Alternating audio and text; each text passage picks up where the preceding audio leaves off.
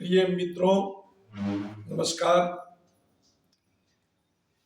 कामाख्या ज्योतिष ज्ञान में आप सबों का सादर अभिनंदन।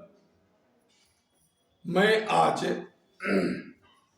आप लोगों को महाकाल सर्प दोष की शांति निवृत्ति के उपाय, चमत्कारी टोटका के विषय में चर्चा करूंगा। और दूसरी बात है कि महाकाल सर्प दोष कुंडली में जहां लगती है, जिस भाव से लगती है, जिस स्थान से लगती है, उस स्थान के विषय में जानकारी रखना सबसे परम आवश्यक है। सबसे पहली बात है कि हम ये जाने कि हमारे कुंडली के अंदर जो काल सर्प दोष लगा है वो कौन सा काल सर्प दोष लगा है।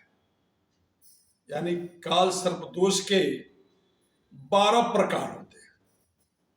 यानी 12 प्रकार से महाकाल सर्प दोष कुंडली के अंदर राहु और केतु के द्वारा प्राप्त होता है। राहु और केतु के बीच में सभी ग्रह के फंस जाने पर महाकाल सर्प दोष लगता है।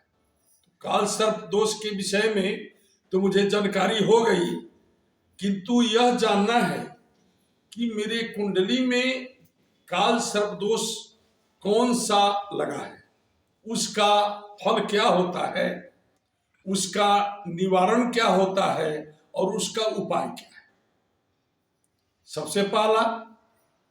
सबसे पहला अनंत नामक काल सर्प दोष जिस जातक की कुंडली में, जैसे मान लीजिए मेष लग्न की कुंडली है और लग्न से सप्तम भाव तक, यानी लग्न में राहु और सप्तम भाव में केतु के होने से, और इस बीच में जितने भी ग्रह बैठे हैं उन सभी अच्छे ग्रहों का भी शुभ फल मुझे प्राप्त नहीं होता है।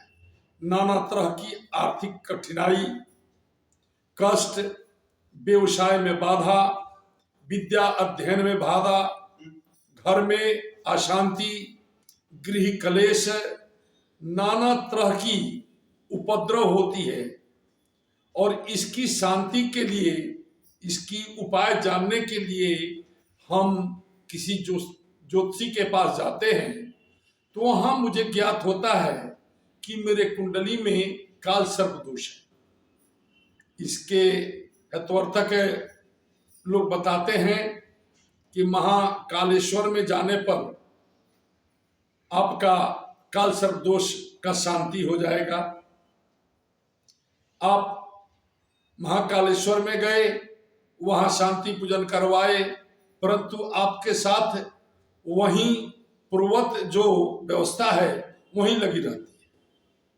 तो इसका शांति पूजन और इसका उपाय जो है सो पंडित के माध्यम से नहीं करके, अगर उसके लिए सरल तरीका, सरल उपाय जो मैं बता रहा हूं, उसको आप अपने घर पर स्वयं नित्य पूजन के समय आप प्रयोग करें तो आपका यह महाकाल सर्प दोष जो है पूजित होकर के आपको शुभ फल देना शुरू करे।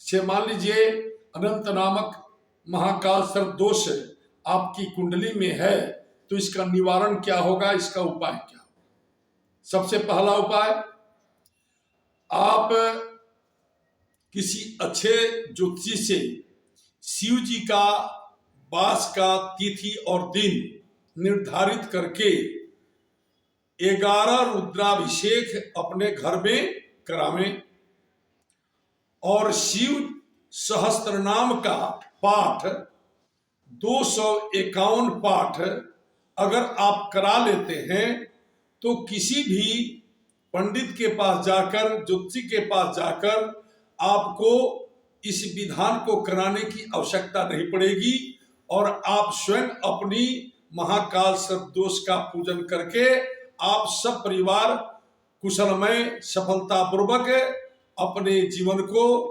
अपने व्यवसाय को, अपने परिवार की उन्नति को बरकरार कर सकते हैं। धन्यवाद।